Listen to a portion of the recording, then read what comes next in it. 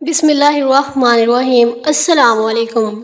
बिनते इस्लाम आपकी खिदमत में हाजिर हूँ। तो नाज़रीन कराम, आज की इस वीडियो में मैं आपको खुदा की लाठी एपिसोड 3 के बारे में बताऊंगी। मगर आगे बढ़ने से पहले हमारा चैनल लाजमी सब्सक्राइब करें ताकि आने वाली वीडियोस का नोटिफिकेशन आपको मिलता रहे। अब हम नए मंसूबे पर अमल करेंगे। बिनते यामीन को कल भेज देंगे। मैं ये तुम्हें भी बता दूं कि हमने एक मुसलमान को मुंतखब कर लिया है और हमें उम्मीद है कि वो बिनते यामीन के साथ शादी कर लेगा। जिस मुसलमान का ये यहूदी जिक्र कर रहा था वो हबीब इब्ने कौब था। वो मदीना में तजारत के सिलसिले में जाता रहता था और अकाबर मुसलमानों के मुकर्रबीन में से था। इन दिनों वो कुछ अरसे के लिए अपने गांव आया हुआ था। उसकी 2 बीवियां थी जिनमें एक किसी लाइलाज मर्ज में मुब्तला थी। उसी के इलाज मुआलजे के लिए गांव आया था। उसका गांव मदीना से 20 मील के लगभग दूर था। यहूदियों ने साजिशों का जाल फैला रखा था। बनु कुरैजा का एक यहूदी उस गांव में आया। वो तजारत की गर्ज से आया था क्योंकि तजारत ही यहूदियों का पेशा था।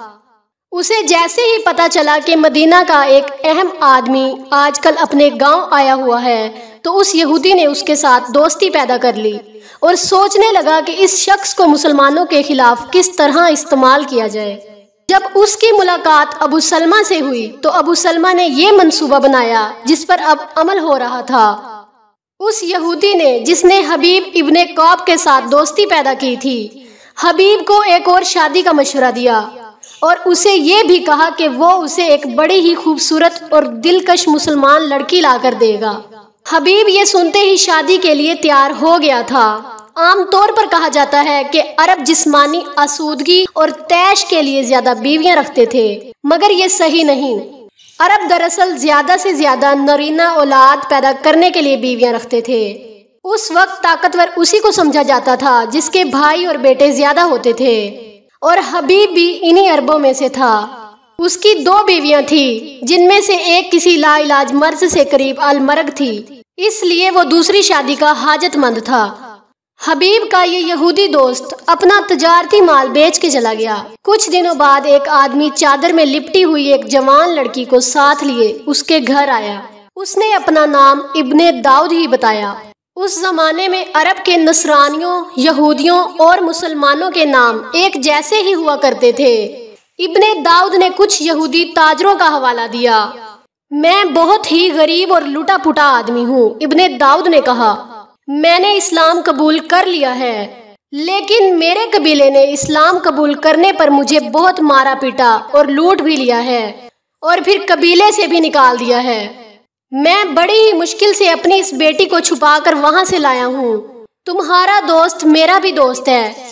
मैं तो उसके यहाँ पनाह लिए हुए था, मगर उसने मुझे बताया कि तुम्हें एक बीवी की जरूरत है।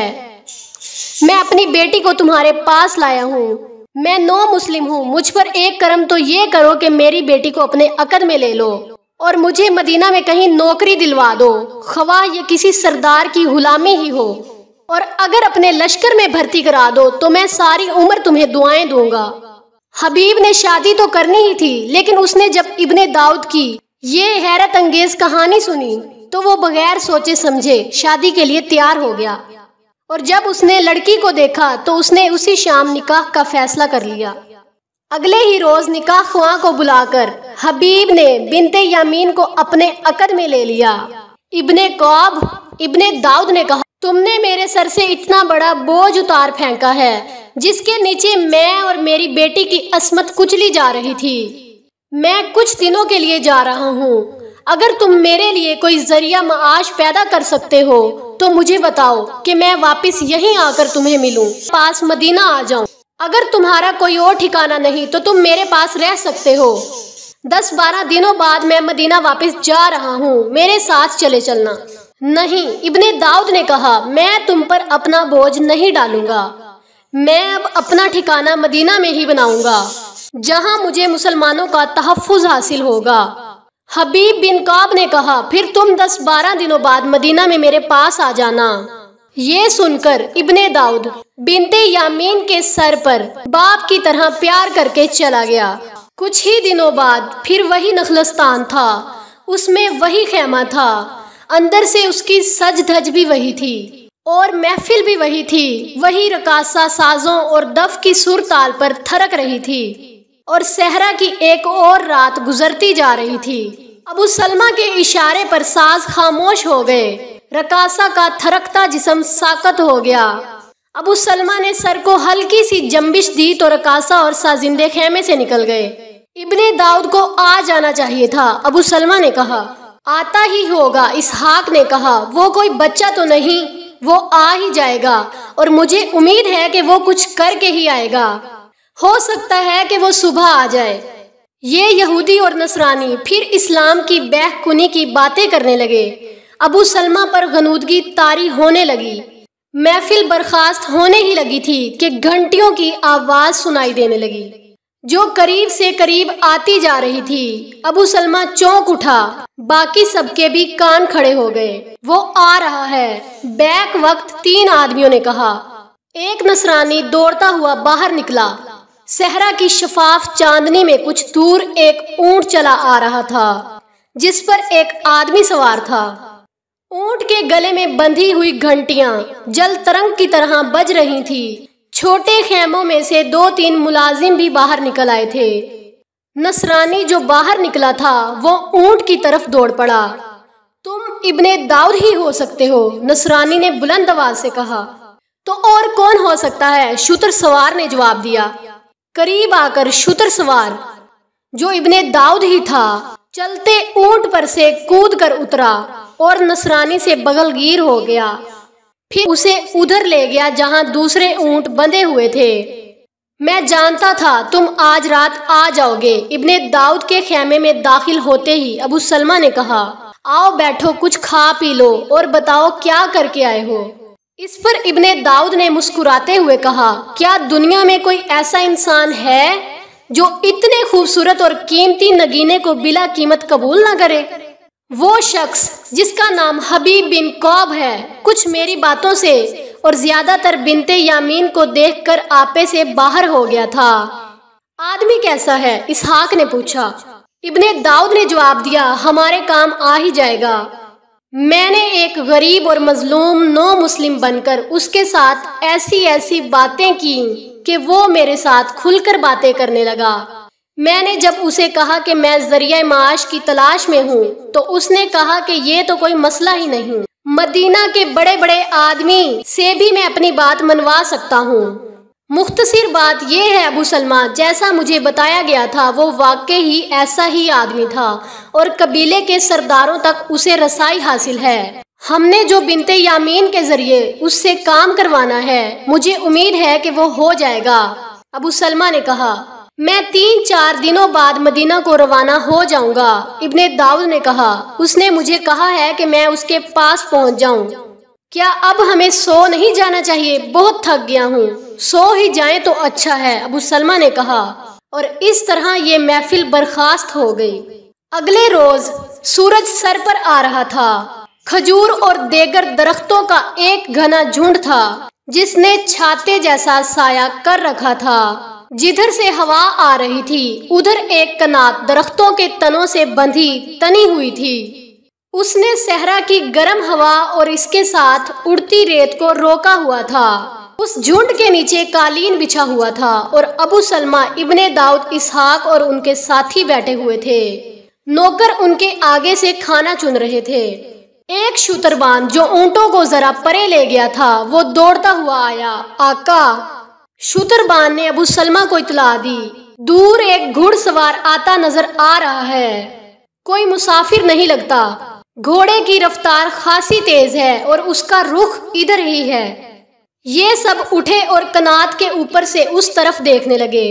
گھوڑا اور سوار صاف نظر نہیں آ رہے تھے، تپتی ہوئی ریت سے بھاپ اٹھ رہی تھی اور اس میں گھوڑے اور سوار کے خدوخال یوں نظر آ رہے تھے جیسے جھیل کے ہلتے پانی میں کنارے کے عکس نظر آتے ہیں۔ یہ صرف صحرائی لوگ ہی پہچان سکتے تھے کہ آنے والا گھڑ سوار ہے یا شتر سوار۔ کوئی اپنا ہی ہوگا، ابو سلمہ نے کہا، اس طرف سے گزرتا ہی کون ہے؟ وہ دیکھتے رہے، انہیں کسی قسم کا خوف نہیں تھا۔ वो डाकू नहीं थे, ना उनके पास डकैती का माल था। वो घूमने फिरने वाले ताजर थे जिन्हें लूटने का डर हो सकता था, लेकिन उन पर यह शोभा नहीं किया जा सकता था कि ये कोई राहजनों का खतरनाक गिरोह है। तकरीबन 100 गज फासला रह गया तो साफ पता चलने लगा कि ये घोड़ा है और इसकी पीठ पर उसका सवार है।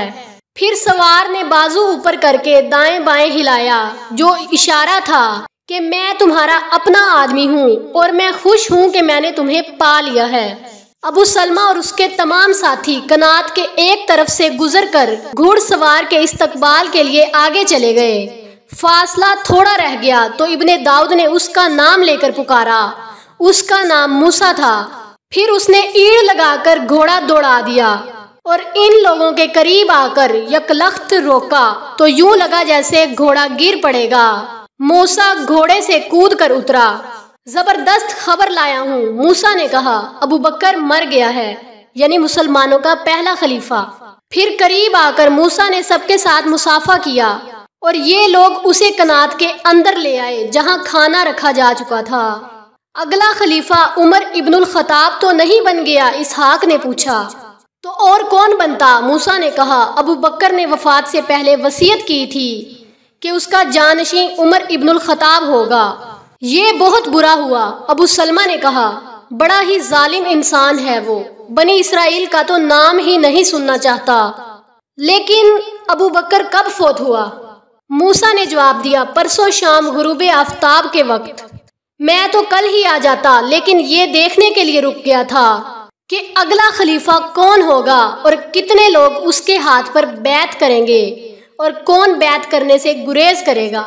रसूल पाक सल्लल्लाहु अलैहि वसल्लम के वसाल के बाद खलीफा अबू बकर सदीक रजी अल्लाह ताला अन्हो की वफात मुसलमानों के लिए दूसरा बड़ा सदमा था। मदीना के लोग ये खबर सुनते ही घरों से निकल आए। औरतें भी खलीफा अव्वल के घर की तरफ दौड़ पड़ीं। उनकी सिसकियां और हिचकियां निकल रही थी। हर औरत इस तरह गमगीन और मातम कुना थी जैसे उसका अपना बाप फौत हो गया हो। लेकिन अबू बकर सदीक ने अपनी जिंदगी के आखिरी दिनों में ही उमर इब्नुल खताब को अपना जानशीं नामज़द कर दिया था। उमर ने इस नामज़दगी को कबूल करने से हिचकिचाहट का इजहार किया था, लेकिन अबू बकर ने साफ अल्फाज में कहा था कि उमर के बगैर इन हालात पर जिनमें सल्तनत इस्लामिया घिरी हुई है काबू पाने की सलाहियत किसी में नहीं।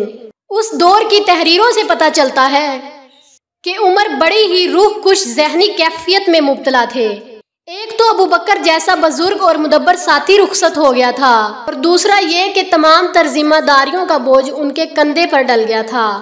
हजरत उमर ने हजरत अबू बकर के जनाजे के पास खड़े होकर ये मातमी कलमात कहे थे, ए खलीफा रसूल, आपने कौम को किस मुश्किल में डाल दिया है। आप इसे बहुत बड़ी मुसीबत में छोड़ चले हैं। आप हमसे जुदा हो गए हैं, अब हम कैसे मिलेंगे, आपसे कैसे मिलना होगा। हजरत अबू बकर ने खिलाफत के लिए उमर की नामज़दगी अपने तौर पर ही नहीं कर डाली थी। जाती तौर पर रसूल पाक सल्लल्लाहु अलैहि वसल्लम ने भी कभी फैसला नहीं दिया था।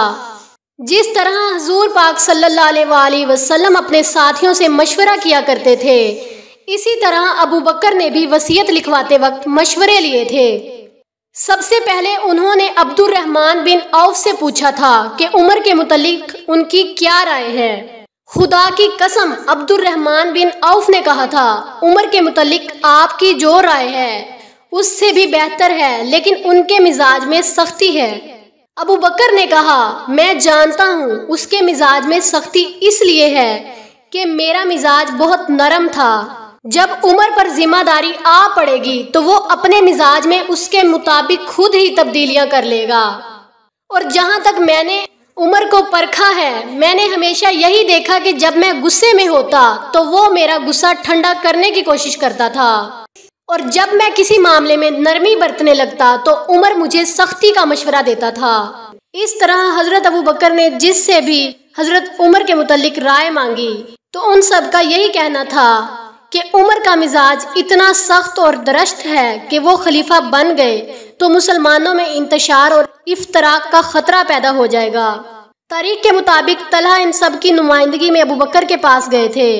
तलहा रजी अल्लाह ताला अन्हो ने हजरत अबू बकर से कहा, जब अल्लाह आपसे ये पूछेगा कि रायत को किस हाल में किसके हवाले कर आए हो तो आप क्या जवाब देंगे? आप उमर को अपना जानशी मुकर्रर कर रहे हैं, क्या आपने कभी नहीं देखा कि वो लोगों के साथ कैसा सलूक करता है? सोच लें, जब कौम को उमर के साथ बराह रास्त वास्ता पड़ेगा तो अल्लाह आपसे जवाब मांगेगा। हजरत अबू बकर की उम्र 62 बरस से ऊपर हो गई थी और वो करीबुल मर्ग थे। उनके जिस्म में इतनी सख्त नहीं रही थी कि अपनी ताकत से उठकर बैठ जाएं।